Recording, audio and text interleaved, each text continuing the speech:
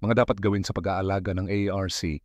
Plano mo bang mag-alaga ng Australian Red Claw Crayfish o ARC? Heto ang mga dapat mong tandaan para maging matagumpay ang pag-aalaga mo. Una, siguraduhin na may maayos kang lalagyan. Pwedeng aquarium, ref tub o concrete pond. Siguraduhin wala silang mapag-aakyatan dahil mahilig silang tumakas. Gamitin ang malinis na tubig, walang chlorine, lagyan ng aerator o filter para sa oxygen. Maglagay ng taguan tulad ng PVC pipe o bato.